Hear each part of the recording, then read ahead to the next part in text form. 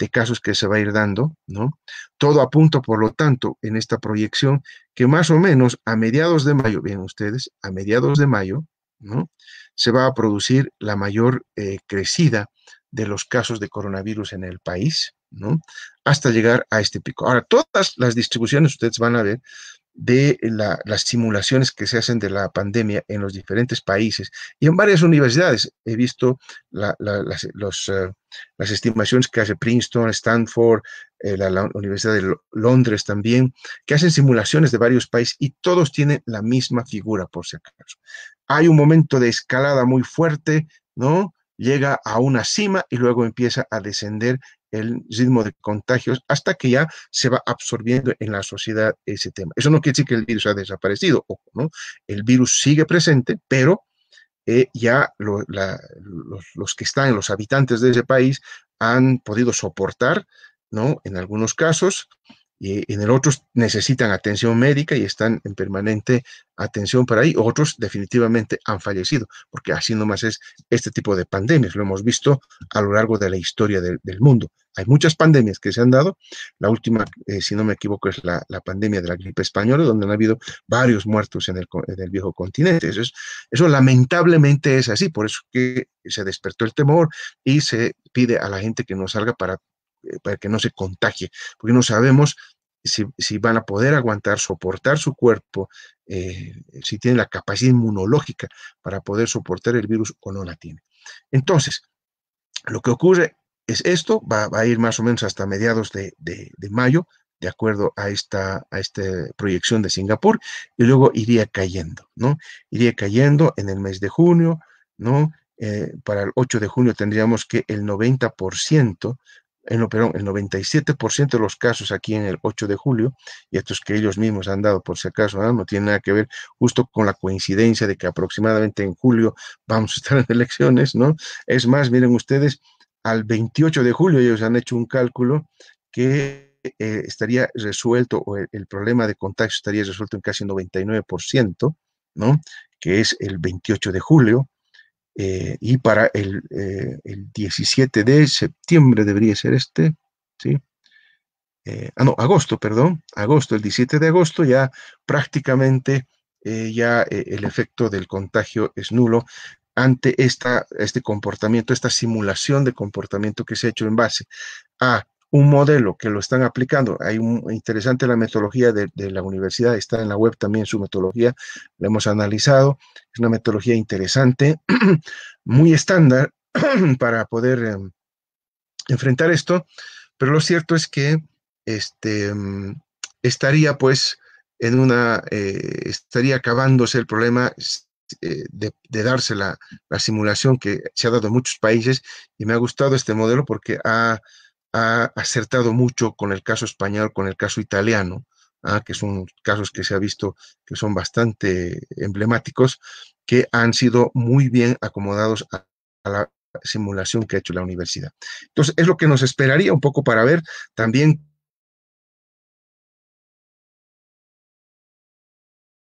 cuándo empieza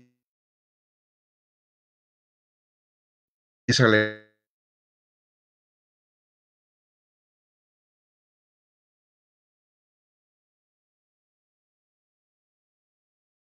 porque aquí no podemos, para la gestión 2020, entre un 3,6, 8,2 y 10,6, ¿no?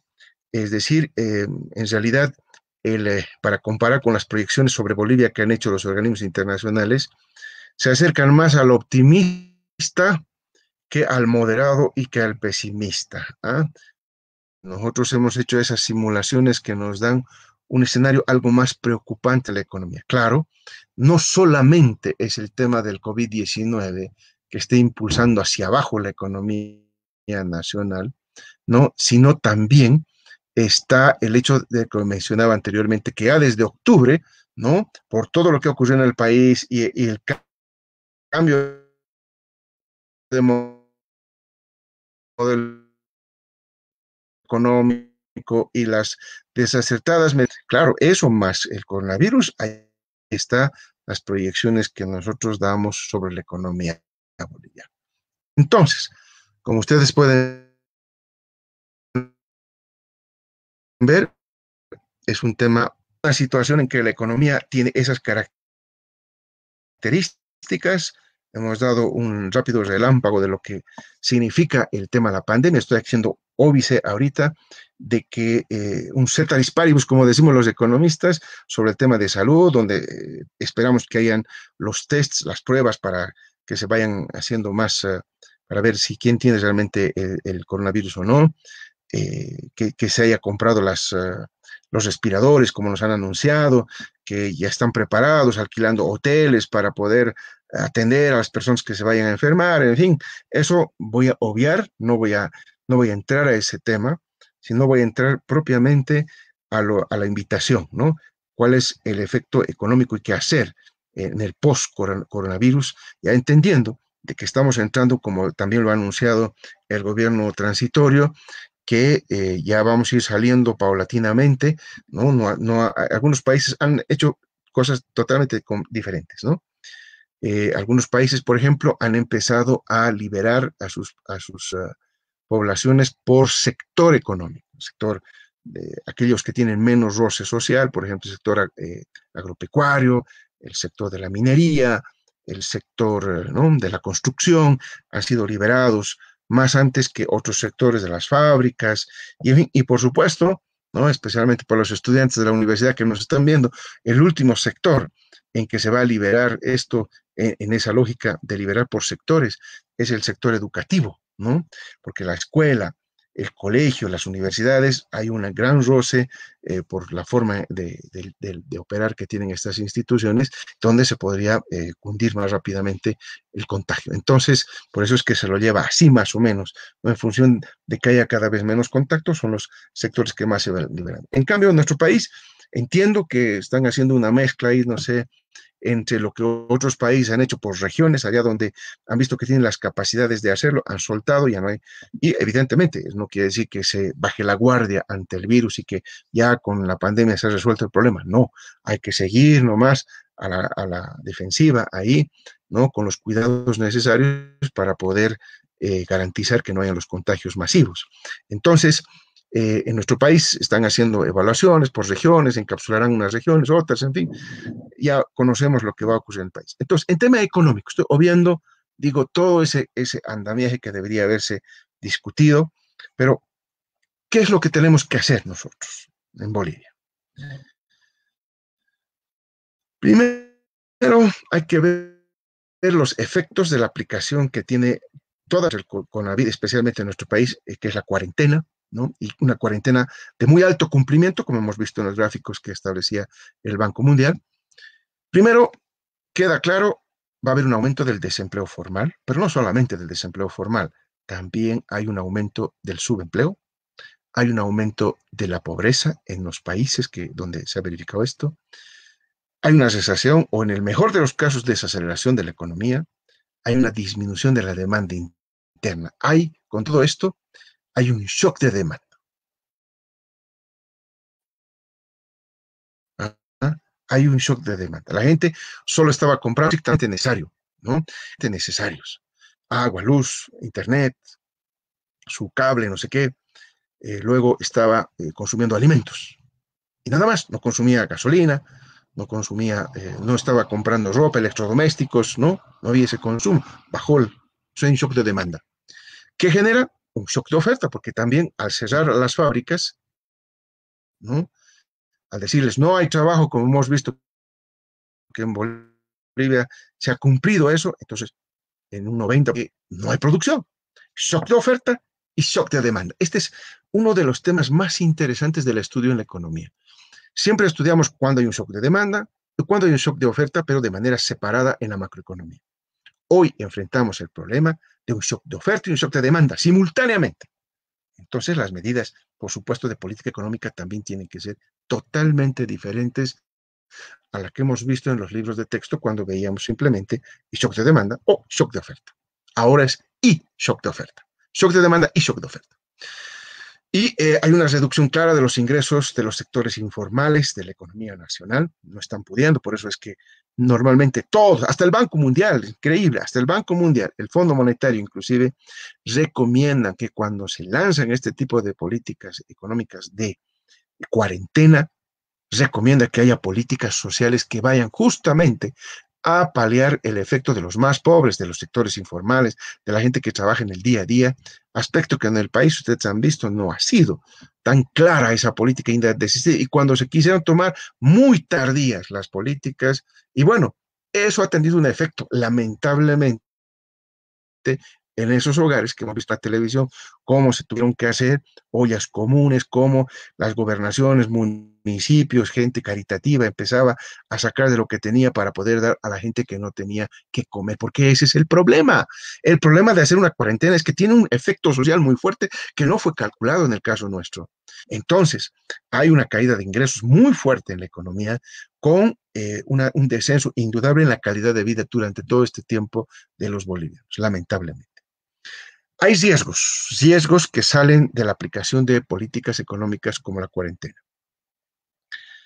¿Cuáles? Primero, riesgo de que quiebre la empresa privada, especialmente las micro y pequeñas empresas. No estoy diciendo que las medianas y grandes no estén en problemas, pero normalmente, y las que más son susceptibles de quebrar son las micro y pequeñas empresas. Riesgo, por lo tanto, de quiebra. Riesgo de quiebra de empresas públicas también, porque las empresas públicas tampoco han trabajado y hay costos fijos que cubrir, hay personal que se tiene que pagar. Entonces, ¿cómo se paga eso? ¿Cómo se hace todo eso? Ah, el sector público también tiene que cubrir con sus empleados. Ah, el efecto que tiene en la empresa privada es exactamente el mismo efecto que se tiene en la empresa pública. Ojo, ojo con eso. ¿Ah? Luego, hay una falta de liquidez en la economía normalmente. Luego de esto, ¿por qué? Porque no hay ingresos, no hay generación de producción, no hay ingresos, lo sabemos por la fórmula macroeconómica, por lo tanto cae claramente cae la capacidad de generar recursos, cae la liquidez, falta liquidez. Y lo que estamos viendo, elevado endeudamiento público interno y externo. Eso es lo que a mí me está preocupando particularmente. Si nosotros vemos y hacemos una simple cuestión aritmética para el caso boliviano, a octubre del 2019, la relación deuda externa con respecto al Producto Interno Bruto era aproximadamente 25, digamos 26%, ¿no? Y ahí nos dicen, están endeudándose. Muy bien, no hay problema. Si uno suma todo lo que ha anunciado el actual gobierno de lo que va a endeudarse, ¿no? Que está diciendo, me voy a prestar del Fondo Monetario, del Banco Mundial, de la CAF, del BID, ¿no? Voy a emitir 1.500 millones de dólares de bonos en el mercado internacional, imagínense ustedes, ¿no? Todo eso. Quiere decir que si contraemos toda esa deuda, la deuda va a llegar a 39% del Producto Interno Bruto. Eso es una cifra muy alta de endeudamiento para un país. Eso está claro.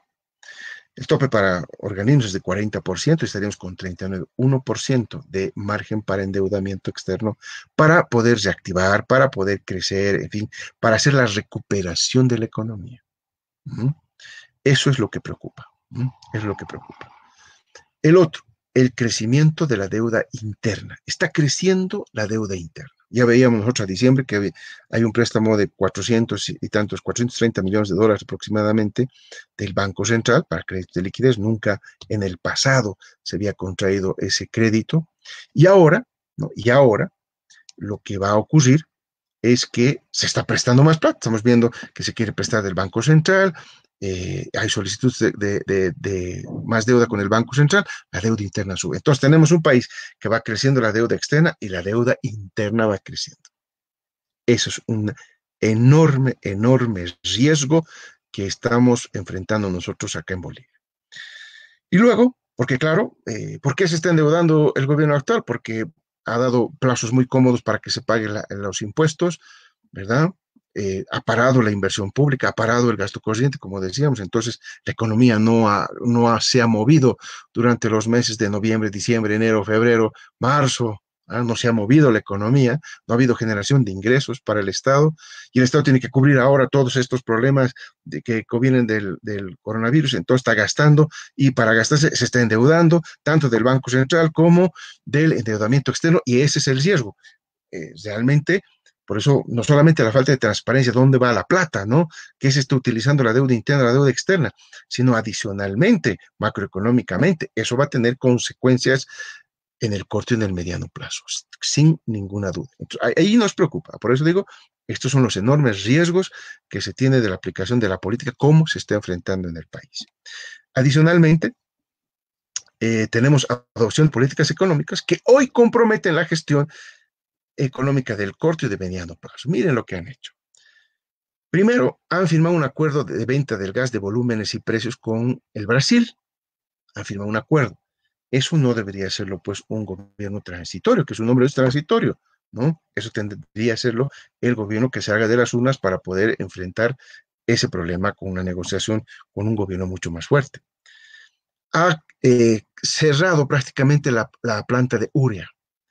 En noviembre toman el gobierno y lo cierran la planta de Urea. Inclusive una discusión yo veía en México que querían llevárselo a Santa Cruz la planta, como si fuera muy fácil, ¿no? A ver, desarmaremos como un rastro y lo vamos a armar a otro lado. ¿Ah? Y durante todo ese tiempo no ha producido un solo gramo de urea. Y el descenso de la solicitud de venta de gas al Brasil de 14 a 10 millones de pies cúbicos, ¿no es cierto? Entonces, ese gas, ¿qué se hace? Se está quemando cuando podía haber sido inyectado a la planta de urea. Ya hemos perdido, en mi cálculo, 70 millones de dólares por no hacer funcionar nuestra planta de urea desde noviembre. Entonces, hay problemas, decisiones de ahora que afectan, ¿no?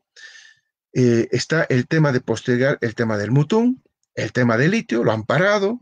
Es más, creo que están volviendo a negociar con otras empresas norteamericanas, no sé qué, ¿ah? El tema del litio. Y eso otra vez, ¿no? Eso pone en riesgo la política de crecimiento de mediano y largo plazo.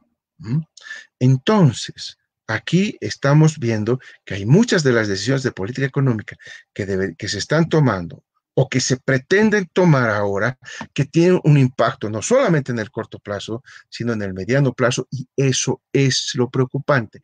Ese es otro riesgo que tiene la economía, porque no es lo mismo que negocie un gobierno democráticamente elegido, legalmente elegido, ¿ah?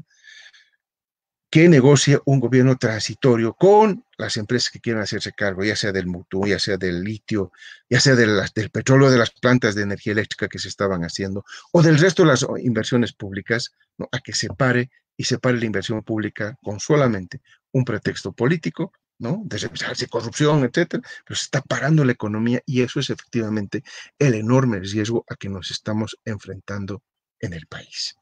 Entonces, ese es el panorama, pero entonces, ¿qué hacer en estos casos?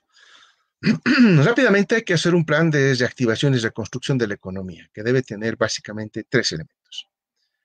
Ya ni siquiera un plan de corto plazo, necesitamos un plan de inmediato plazo.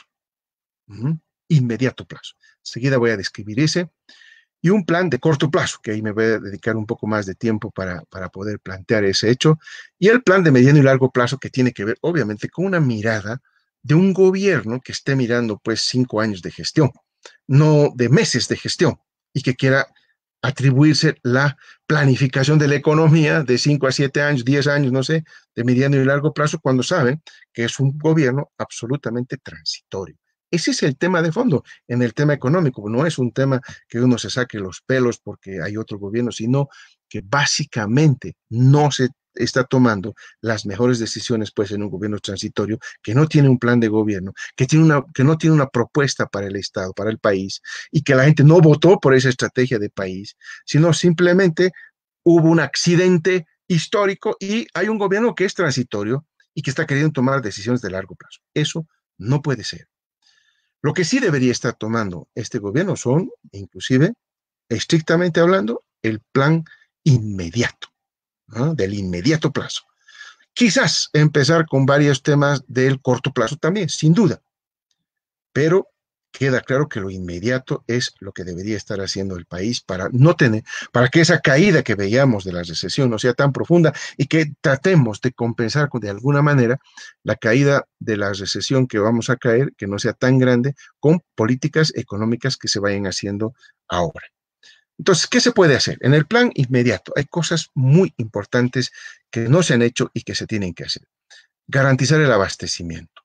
Y en doble línea, campo-ciudad, ciudad-campo. ¿Qué significa esto? Hoy hay muchas restricciones para que los productores, por ejemplo, ¿no? Los que producen fruta en los yungas, por decirles, que quieren traer su producto a la ciudad de La Paz, ¿no? Solamente pueden venir cuando su número de carnet de identidad tiene el dígito que corresponde al tránsito. Entonces, fíjense ustedes, hay muchos productores, ¿no? Que están siendo relegados. La fruta, estamos en un periodo muy, muy complicado agropecuariamente. Eso tiene que ya está amarillando, eso tiene que venir ya al mercado, si no va a haber pérdidas enormes en el sector agropecuario ahí, ¿no? Lo mismo sucede en el altiplano, se tiene que ir a recoger lo que ya se ha sembrado, a la cosecha, y se tiene que ir a preparar la tierra, ¿no? Para generar la producción de los siguientes meses. Entonces, para eso, no solamente hay que garantizar el abastecimiento campo-ciudad, que está bien, que no falte el pollo, que no falte la papa, que no falte el tomate, está bien, pero también los compañeros que viven en el campo necesitan abastecerse de productos, necesitan azúcar, necesitan aceite, necesitan fideos para hablar de eso, pero también necesitan insumos para la industria o para la agricultura, perdón.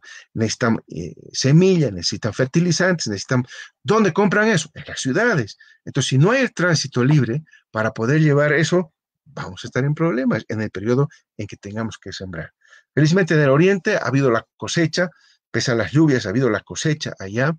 No ha habido mucho problema, aunque no ha sido la mejor de las cosechas, pero ahora viene la siembra de invierno. Necesitamos insumos, tiene que haber gente que pueda moverse del campo a la ciudad para poder transitar y llevar. Eso no está en ningún de los planes de esta cuarentena dinámica que se ha dicho. No está ese tema. Y eso es algo inmediato que hay que hacer. ¿Ah?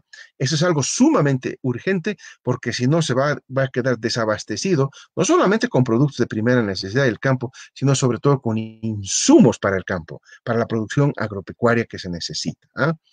Y también eso facilitaría, nosotros decíamos claramente, hay que flexibilizar ese recorrido a las provincias, porque hay mucha gente que tiene sus pollitos, que tiene sus chanchitos ya listos para entrar a la ciudad y que no está pudiendo entrar. Entonces vemos que los precios del pollo van subiendo cuando podían mejorarse. Entonces viene el segundo tema, control de precios y a especulación. Cuando se empiecen a liberar, ¿no? Las regiones, lo primero que va a hacer el que vende sus telas, el que vende sus electrodomésticos, que no ha participado, que no ha logrado ganar, ¿no? Ni un centavo en su venta porque estaba en su cuarentena y ha tenido que pagar precios más altos por los productos que tenía que comprar si tenía ingresos y tenía plata. ¿Qué va a hacer? Hay una tentación de subir los precios para poder compensar todo eso. Entonces hay que controlar el agio y la especulación. Eso tiene que hacerse en el plano inmediato. Productos agropecuarios y los otros productos, ¿no? Porque va a haber la tendencia, lamentablemente es así. Van a querer resolver su problema de toda esta pérdida de más de 40 días, ¿no? En los precios de sus productos de venta. Luego decíamos ahí garantizar la producción agropecuaria y la seguridad alimentaria. Es imprescindible claramente el fomento a la producción agropecuaria y seguridad alimentaria ahora que se respete el ciclo agropecuario. Hoy, como les decía, si no hacemos ese tránsito más fluido entre el campo y la ciudad, ciudad-campo para uno y otro, entonces no estamos poniendo en riesgo la producción agropecuaria y por lo tanto la seguridad alimentaria. Eso se tiene que garantizar. Eso es lo que no estoy viendo, ¿no? El problema de la economía nacional. Quizás ahora no tengamos problemas, ¿no? Tenemos tomates, tenemos papa, en fin, pero si hoy no se produce esa papa, si hoy no se prepara la tierra, no se siembra para la producción agropecuaria de los próximos 4 o 5 meses, entonces en 4 o 5 meses no va a haber productos. Flexibilizarse. ¿Ah? Reflexión cuando presentamos nuestro programa Primera la Vida. Pero bueno, ese programa tenía estos elementos que nosotros vemos que es importantísimo que se tomen en cuenta. La producción agropecuaria está de la mano con el tema de la seguridad alimentaria. El otro tema, la emisión de normas de bioseguridad en empresas públicas y privadas. Van a ir soltándose, ¿no? poco a poco aquellas ciudades o regiones que estén en riesgo moderado, que llaman, debería estar la normativa de bioseguridad del Ministerio de Salud para todas las empresas públicas, para todas las empresas privadas que abran sus puertas. Eso ya debería estar establecido, normado, reglamentado y ejecutado por las empresas e instituciones públicas que estén abriendo sus puertas. He visto que ya está trabajando impuestos nacionales, impuestos municipales, lo primero que han abierto es para recaudar. Ustedes ya saben por qué, ¿verdad? No es nada del otro mundo saber por qué lo están haciendo. Requieren de que el pago de impuestos, tiene que haber un flujo de caja que no estaba viendo, ¿no? Por toda la caída, las bondades que se les daban, en fin, todo ello que eso no quiero hablar, eso es un tema más político, por supuesto, pero que tiene que ver con este tema. Entonces, queda claro que esto va a haber más gente que vaya a las oficinas públicas, entonces tiene que haber ya todo reglamentado. Tenemos que aprender ahí es el cambio de la lógica del coronavirus, ¿no? Ya no vamos a vivir como antes, hay que acostumbrarse al nuevo normal. El nuevo normal va a ser 2 metros a distancia, ¿ah? Igual cuando ya se abran los cines, ¿no? Cuando haya restaurantes, bueno, pues uno va con la enamorada, va a tener, se resuelve en el país el tema de la vacuna, el tema de tener los medicamentos y a la larga esto va a ser como adquirir un resfriado. Ah, estás resfriado, entonces va a tomar su medicamento y sale. Así va a ser, pero no ahora, cuando la ciencia vaya comprobando primero la vacuna y luego los antídotos que van a ser las medicinas que se van a elaborar para contrarrestar todo esto. Pero eso será, ¿no? En un año y medio, que es lo que en el mundo se está hablando, que es lo que va a demorar la humanidad en poder desarrollar primero la vacuna y luego estos otros elementos que combaten. Entonces, ahora va a ser así hasta que después de un tiempo ya va a ser como un resfriado normal, ¿no? Pero mientras no suceda eso, las cosas no van a estar como eran antes. El uso de barbijos, el cuidado del lavado de manos, en fin, todos esos detalles no se tienen que perder hasta que se logre tener la medicina y se logre tener la vacuna y todo ello. ¿Ah? Antes de eso, todavía esto va a proseguir. Estamos viendo cómo hay algunos países que ya están soltando, pero que ahí sigue los 2 metros que se tiene que tener en el supermercado, en las colas, en las filas, en los buses, en fin, en todo lado ya va a tener que haber este distanciamiento social que llaman, que es mantener esa distancia para no tener el contacto y por lo tanto adquirir el virus. Ese es el nuevo normal. Entonces ya no va a ser como antes la vida no solamente en Bolivia, en el mundo, ¿no? Las colas en los aeropuertos, en fin, todo eso va a cambiar hasta que, repito una vez más, se logre elaborar el antídoto y la vacuna que se requiera contra este virus. Entonces, esos son los temas más importantes que debe contener el plan inmediato. En el plan de corto plazo es mucho más largo, son 2 hojas, ya no he querido entrar al mediano y largo, sino iba a estar más horas en la charla, creo que ya estamos un buen tiempo. Voy a ir, por supuesto, desde mi punto de vista, cuáles son las medidas que deberíamos tomar. Primero, por supuesto, reimplantar el modelo económico, social, comunitario, productivo proscrito por el actual gobierno. Es decir, retomar, desechar el modelo neoliberal y volver a implementar nuestro viejo modelo económico, social, comunitario, productivo que nos ha dado muchas satisfacciones, no solamente en lo económico, sino fundamentalmente en lo social. Y como hemos visto que esto de la pandemia genera un recrudecimiento de la pobreza en los países, entonces lo primero que tenemos que hacer, pues, es controlar eso y ahí está el modelo económico que va a lidiar con ello. Hay que hacer algo muy importante, ya no más. El impulso a las micro y pequeñas empresas, especialmente aquellas que tienen un efecto dinamizador en el mercado interno y que generan sustitución e importación. No, aquí algo que se ha equivocado el gobierno actual es tratar de hacer políticas para todos y políticas económicas para todos y políticas sociales para todos. No. Aquí la clave del asunto es focalizar las políticas económicas y focalizar las políticas sociales.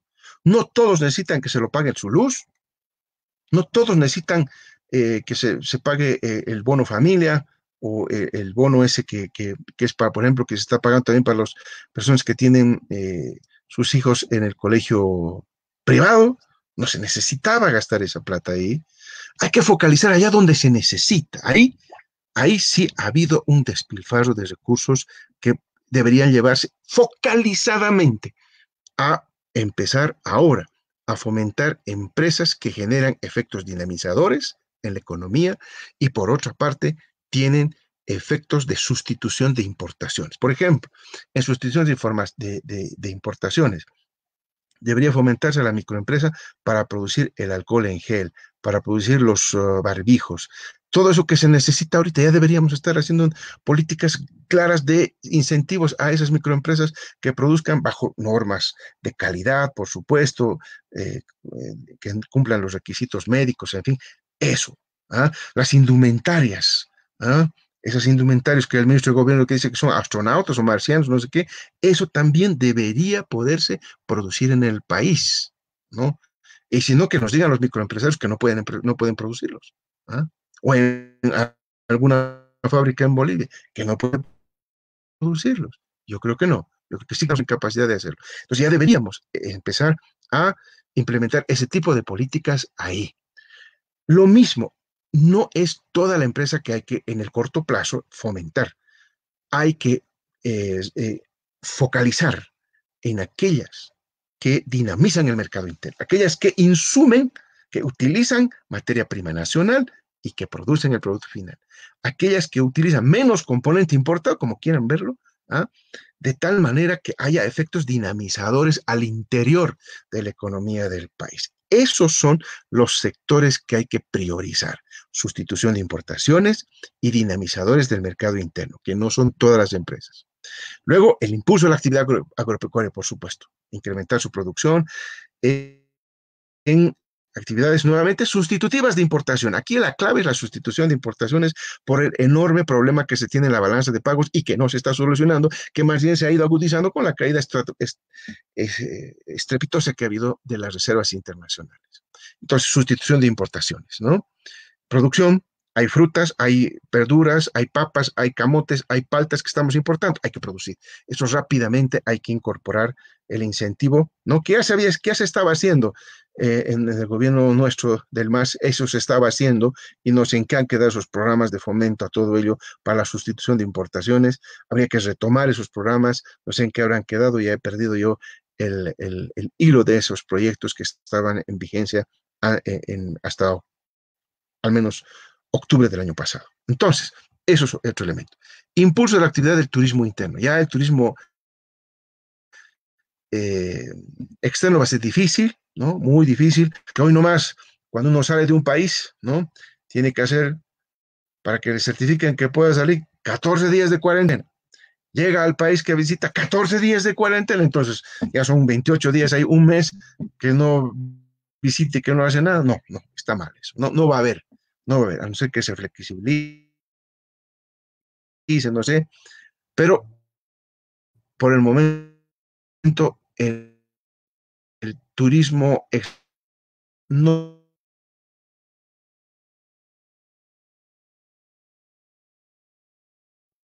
con los municipios, eso hay que coordinar con las gobernaciones para generar a través de primera el chat que tenemos, y aquí hay un tema fundamental, ¿ah? La caída de los precios de los hidrocarburos y de la producción, no solamente es el precio, la producción también, ¿no? Está generando en el país una caída del IDH. El IDH beneficiaba a municipios, gobernaciones y universidades públicas. Problema. Estaba habiendo una caída muy fuerte, casi 20% de los impuestos en el país. Eso repercute en la coparticipación de los municipios, parte de las gobernaciones y de las universidades.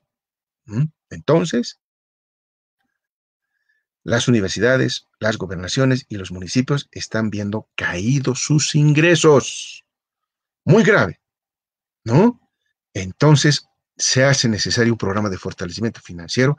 Eso hay que sentarse a establecer las bases de esos financiamientos. ¿Ah? Si no, va a haber problemas en municipios, en las gobernaciones, pero también en las universidades, ¿no? Mucho ojo con ese tema. Por eso es de corto plazo y hay que estar elaborando conjuntamente ellos, hay que hacer una reunión conjunta, municipios, gobernaciones, universidades, a ver cómo vamos a ir resolviendo el problema de cada sector. Ahí Las universidades, gobernaciones y municipios tienen que entender que el Estado, por lo que estamos viendo, no va a tener plata, no va a haber plata. Entonces, realmente vamos a tener que hacer una ingeniería financiera muy, muy de cirujano, ¿ah?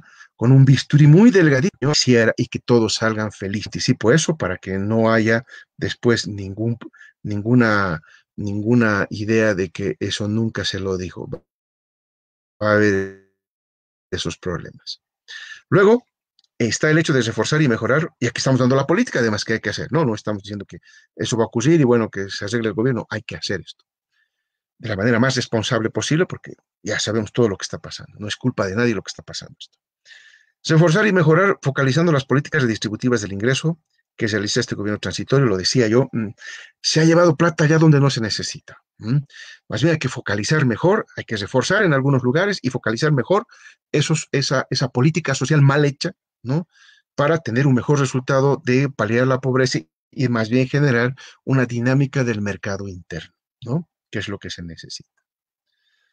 Luego, una elaboración y ejecución de políticas de industrialización para las micro, pequeñas, medianas y grandes empresas. Ya ahí hay que sentarse, ya nos estábamos sentando, cuando estaba de ministro de Economía, nos hemos sentado con la microempresa para diseñar una política de industrialización. Bolivia puede industrializar. Está bien, hay que sentarse no solamente con la micro, la pequeña, sino también los medianos, los grandes, hay que sentarse con todos los niveles para establecer ya las políticas para industrializar con miras a sustituir importaciones, a establecer nuestra propia producción en muchos rubros, como farmacéuticos, como químicos, ¿no? La química básica tenemos que empezar a producirla en Bolivia. Estamos años luz de retraso y no está difícil. Viene el tema del litio, ¿no? Bueno, pues sí, sí, obviamente hay la voluntad para llevar a cabo el tema del litio. Ahí había muchos derivados que podían industrializar, en fin, era una cadena que estábamos haciendo con la microempresa, con nuestros recursos de empresa mediana y grande también, para industrializar por fin el país y empezar a sustituir importaciones y a empezar a hacer industria con nosotros. Muchos, y los industriales lo saben, muchos de los insumos que hoy está importando la industria son importados. Entonces tenemos una industria casi maquiladora.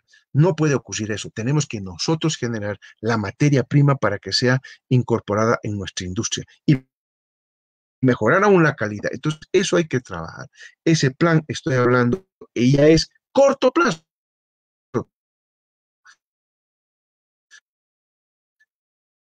Ya no es ni siquiera mediano plazo eso que veo. Es uno de los problemas centrales de la economía boliviana. Lo he dicho en varios artículos que se han publicado en todo lado.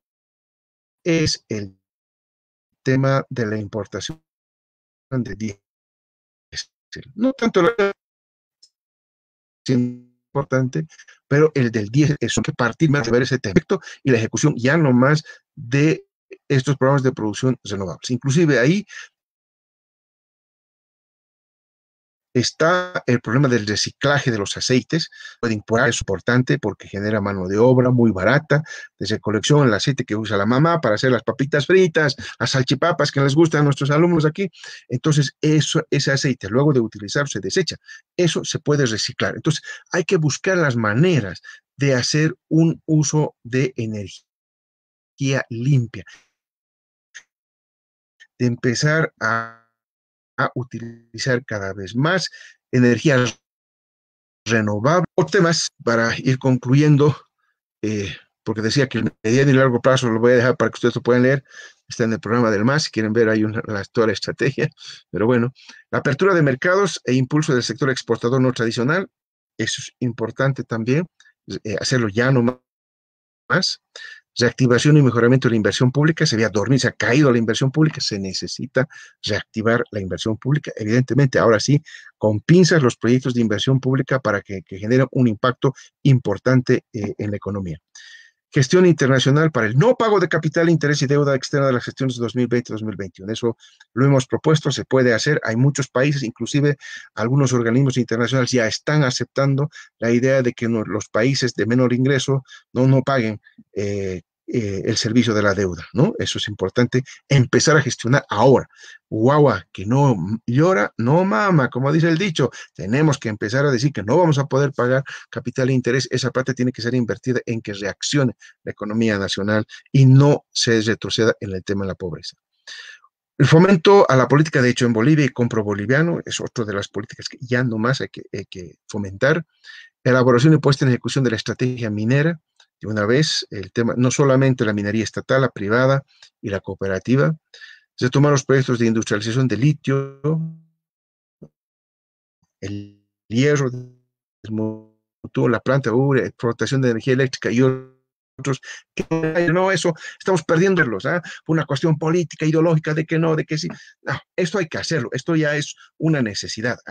Inclusive, he visto que este gobierno ha dicho que el litio va a ser una solución, pero eso queremos ver, qué tipo de proyecto se está haciendo. No es cualquier proyecto, tiene que ser un proyecto de industrialización, como el que se firmó con la empresa alemana y que se suspendió con este gobierno.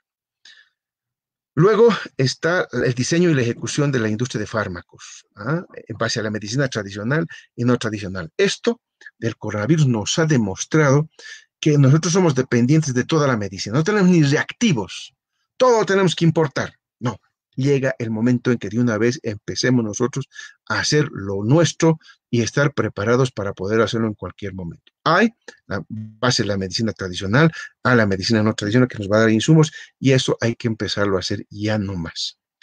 Diseño e implementación de la Empresa Nacional de Logística, eso está clarísimo, está en el programa de gobierno también del MAS, lo pusimos. ¿Por qué?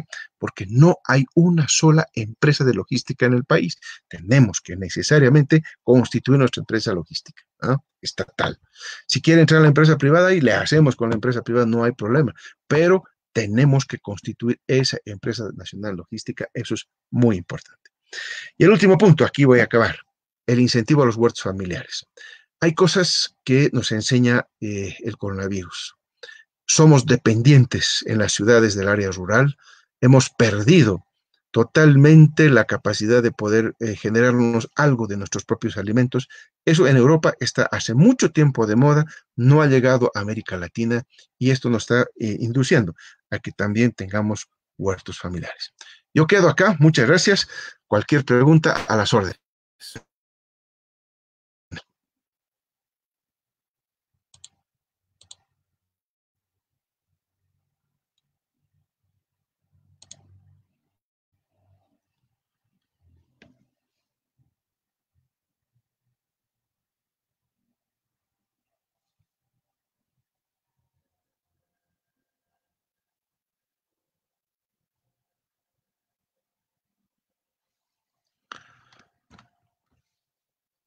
Estas son las preguntas, las que están apareciendo por aquí. Ya. Bueno, si persisten las actuales políticas, necesariamente va a haber una mayor caída de reservas, pese a que se están prestando plata, que supuestamente van a entrar dólares, pero esos dólares van a ir a pagar toda la importación que se está haciendo. Igual va a salir. No todo lo que se llegue de los dólares va a quedar como reservas internacionales, gran parte se va a ir en importaciones. Entonces, esto, la tendencia va a ser gravitante a disminuir y ahí, viendo el indicador que nosotros siempre observábamos, que es el tipo de cambio efectivo y real, ¿no? Todo apuntaría a que también por las condiciones que los otros países tienen alrededor, casi estaríamos obligados. Pero, por supuesto, las políticas que nosotros estamos proponiendo de sustitución de importaciones, de la producción del diésel, nosotros, en fin, eliminar un poco esa carga, ese peso que tiene la balanza comercial puede amortiguar esos hechos y, digamos, dar mayor flexibilidad a que eso no ocurra. Eso va a depender, por lo tanto, de la política económica que se vaya a seguir en los siguientes meses, ¿ah? Luego, el precio de los inmuebles bajarán, dice. No sé si todos leen las preguntas o voy a leerlas de todas maneras. Rupak Quispe pregunta, ¿cree que puede haber devaluación? Por eso respondía a eso. Luego, el precio de los inmuebles bajarán, el precio de las movilidades bajarán. Ya sabemos qué quiere hacer con su platita aquí, Rupak, ¿ah? Pero bueno, lo cierto es que el precio de los inmuebles, si la recesión se consolida como normalmente luego de estas pandemias ocurre, por supuesto que van a caer todos los precios de los inmuebles, ¿no? No va a haber demanda y por lo tanto va a caer los precios de los inmuebles, van a caer los precios de los vehículos también, porque no va a haber demanda, no va a haber quien compre. Y por eso es que hay que hacer las políticas casi inmediatas para poder generar, por el lado de la demanda, un empuje de demanda y un empuje de oferta. En realidad hay que ir con las dos tenazas porque estamos viviendo un shock de demanda y un shock de oferta, no se olviden nunca. Entonces hay que hacer las políticas ambas de inmediato y corto plazo para incentivar la demanda interna y la oferta. Si logramos revertir eso rápidamente, bueno, los precios no van a caer tanto, van a estar por ahí nomás y quizás se mantengan en los niveles que actualmente están.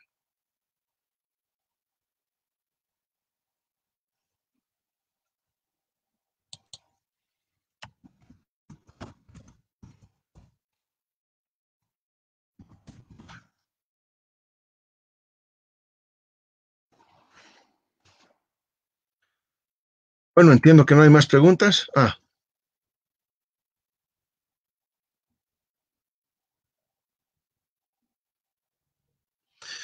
Por supuesto.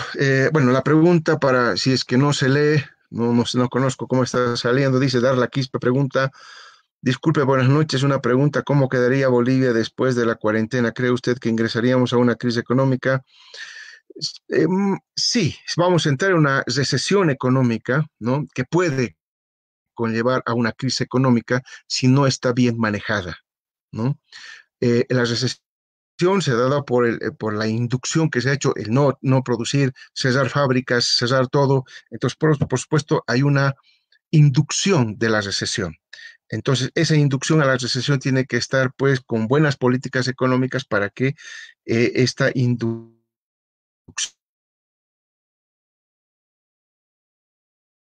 de la recesión salga bien y no se convierta en lo que eso está claro, ¿no? Va a haber una recesión económica.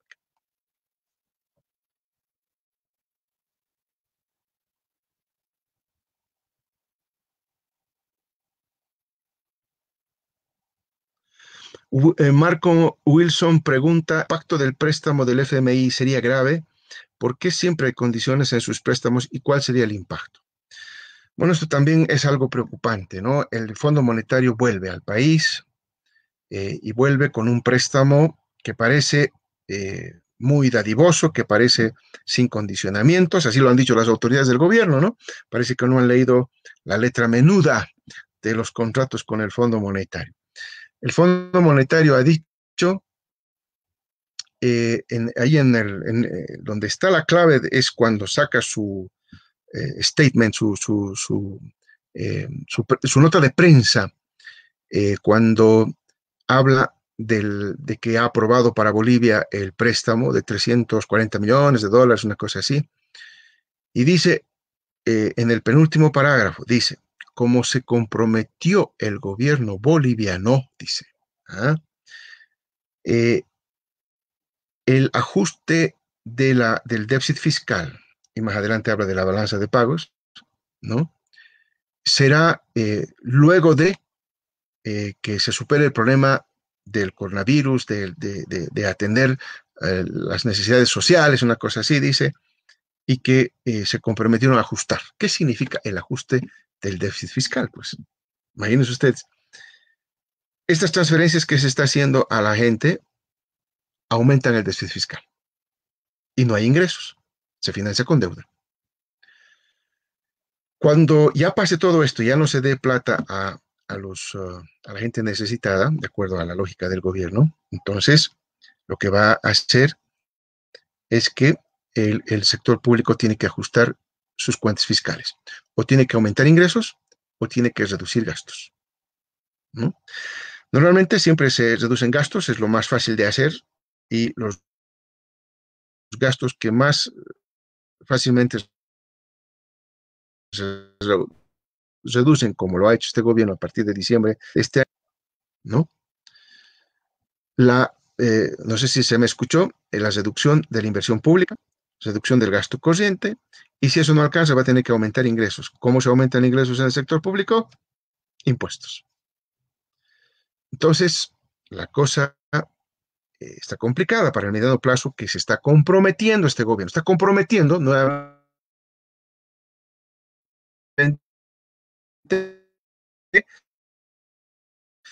cosas para el mediano plazo, ¿no? No sé si se me cortó ahí. Entonces, ese es uno. Dos, el tema de la balanza de pagos. Básicamente ahí está apuntando al déficit en la balanza comercial y el ajuste que el Fondo Monetario ofrece al, um, al país es en el tipo de cambio, free floating, por lo tanto eso es devaluación. ¿Eh? En cambio, nosotros queremos, con la propuesta que he hecho en el programa de corto plazo, es que queremos resolver el problema de la balanza comercial con producción de biocombustibles y con sustitución de importaciones, ¿no? Que eso evidentemente va a ir más allá de un año, sí, señor, pero no queremos ajustar hoy el tipo de cambio, ¿no? Lo que queremos es aumentar la producción, eso es lo que queremos hacer. Entonces, es muy diferente el enfoque.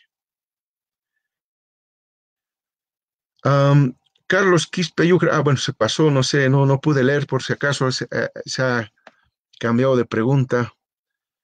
Em, Leo la sigla la que está en pantalla. Lisbeth da Silva dice: Buenas noches, licenciado. ¿Usted cree que posterior a la pandemia el incremento para poder fortalecer este sector? En realidad, en esto, cuando el presupuesto que se mandó el año pasado ya tenía cerca de un 11% del presupuesto para el sector de salud, por si acaso, ya estaba, ¿no? Ya estaba en ese porcentaje. Pero sin duda lo que hay que hacer es un cambio en la política de salud, ¿no? Eh, Hay que hacer muchas inversiones que estaban en curso, hospitales de cuarto nivel que estaban en proceso, que están parados ahí. Muchos hospitales han sido concluidos, no tienen equipo, no los han equipado. Y no nos olvidemos que el tema de la salud, de acuerdo a la propia Constitución Política del Estado, es una responsabilidad de tres actores, no solamente del gobierno nacional, como es costumbre, y claro, políticamente se usa que todo lo que no se ha hecho en salud es culpa del gobierno nacional, pero también es culpa y responsabilidad del gobierno departamental y culpa y responsabilidad del gobierno municipal, porque los tres son los actores que son responsables de la salud en el país. ¿Ah? Ese es un tema interesante para analizarlo. ¿Ah? Por supuesto que hay que mejorar, pero también hay que hacer más énfasis en algo que es más barato y que muchos países ya lo han implementado, que es la salud eh, previa, es decir, el velar por la salud antes de que ocurra la enfermedad, ¿no? Eh, con educación de buena alimentación, de buenas costumbres, el ejercicio, el dormir bien, en fin, la buena alimentación, que se han ido perdiendo quizás en el tiempo. Eso tiene que recuperarse y profundizarse, ¿no? La medicina preventiva, es decir, el concepto que se utiliza, es algo que vamos a usar, es lo más barato, ¿no? Y para no tener los diferentes casos y enfermedades que posteriormente se realizan. Es básicamente por estas razones, ¿no? Por el mucho abuso de alcohol, tabaco, falta de ejercicios, mala alimentación, en fin, una serie de cosas que cuando uno es joven no siente, pues, ¿no? Pero ya van pasando los años y uno empieza a necesitar ya de un médico, y hay dolencias por aquí, por allá. Eso se puede tempranamente resolver, más evidentemente un buen manejo de la infraestructura y de la política de salud que hay que implementar.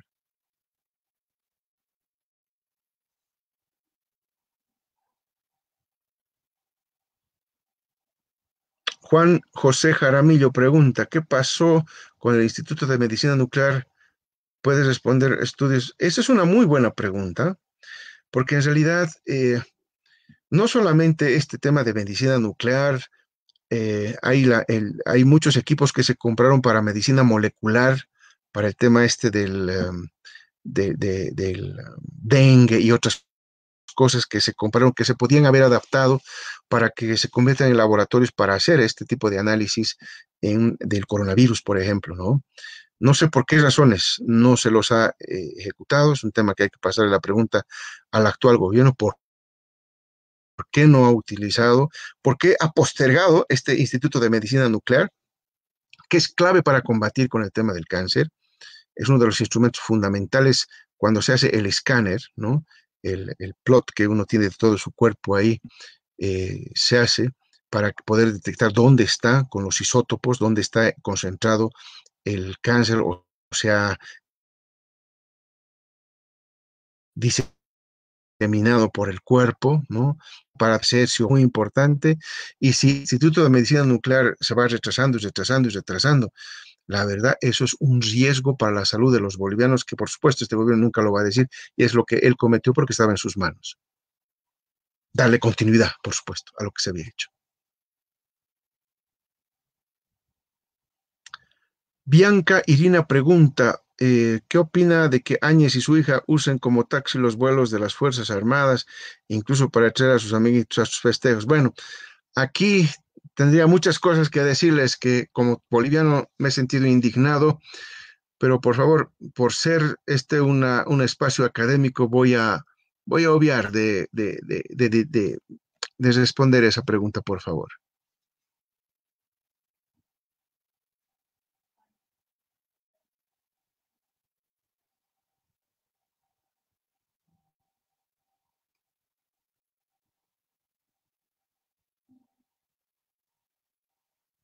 Bueno,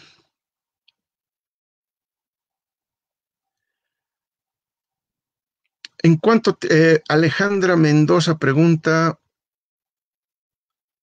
¿en cuánto tiempo saldríamos de esta crisis económica después de la pandemia? Esa es muy buena pregunta.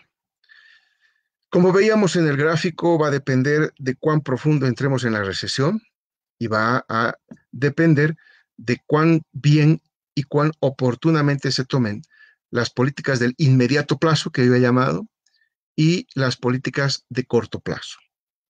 Y va a depender, por supuesto, la situación en que nos esté avanzando esta aplicación de este modelo neoliberal que se replica en el país luego de más de 14 años y que está trayendo exactamente los mismos problemas que hace 20 años atrás, ¿no?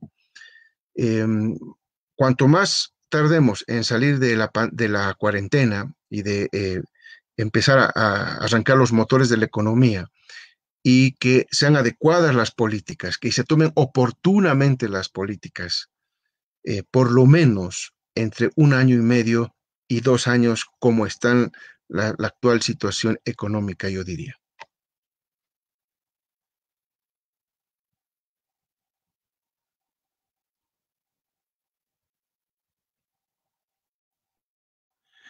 Cristian Jesús Pérez Paco pregunta, ¿usted cree que en esta crisis sea una oportunidad para que Bolivia inicie un desarrollo eficiente? ¿Sí deberíamos hacer? Es muy buena también esta pregunta. Yo creo que sí. Toda, toda amenaza puede convertirse en una oportunidad para los bolivianos. Así lo hicimos cuando aplicamos el modelo económico, social, comunitario, productivo. Había una amenaza de una crisis del sistema capitalista que estaba en el entorno y nosotros nos aprovechamos de eso y nos adelantamos en hacer un modelo económico donde el Estado sea el principal impulsor de ello. Yo estoy convencido de que sí podemos hacerlo. Es el momento de lanzar la industrialización. No hay que olvidar la tecnología, por supuesto, está también como parte de, ¿no? El desarrollo de ciencia y tecnología, que no he querido ponerlo aquí porque aquí es estrictamente económico, no tiene que ver con el tema de la ciencia y tecnología y otros elementos que tienen que entrar en el tema del desarrollo de la sociedad, pero por supuesto que sí es una oportunidad para hacerlo. Además de que siempre cuando ocurre este tipo de problemas y a los bolivianos nos encuentra muy en el fondo, muy enfrentando una crisis, somos mucho más solidarios, somos muchos más propensos a aceptar cosas para poder trabajar juntos y hacer una política económica que se beneficie a todos, ¿no? Especialmente, por supuesto, a los más humildes en el país y que genere una estructura y una base muy fuerte para las siguientes generaciones también. Yo creo que sí se puede hacer eso, ¿no? ¿Y qué es lo que tenemos que hacer? Lo que básicamente yo decía en el corto plazo y en el mediano plazo: industrialización de los recursos naturales, generar nuevamente los procesos redistributivos del ingreso, eliminar, erradicar la pobreza, en fin, todo lo que se estaba haciendo, volverlo a retrotraer ya en la lógica de la mirada de mediano y largo plazo. En el corto plazo vamos a estar muy, muy dedicados a resolver el tema de la crisis, el tema de la recesión, pero ya sentando las bases, como decía ahí, para la industrialización, para los siguientes pasos que vamos a dar en el país para garantizar un desarrollo sostenible.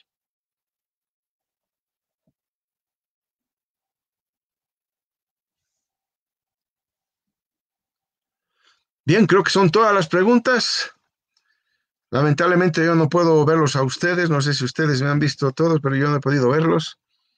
Am, Así que quiero a tiempo de agradecer nuevamente en estas 2 horas y 8 minutos que hemos estado compartiendo con ustedes algunas ideas de cómo el país podría sobrellevar la crisis económica, implementando otra vez, por supuesto, nuestro modelo económico y algunas políticas por ahí que creo que deberían ser útiles y discutidas entre todos. Muchísimas gracias a los organizadores, a quienes nos han seguido durante todas estas largas 2 horas de charla. Sé que hablo mucho, así que mil disculpas, pero bueno, aquí estamos para servirles. Muchísimas gracias y hasta una próxima vez. Muchas gracias. Muchas gracias.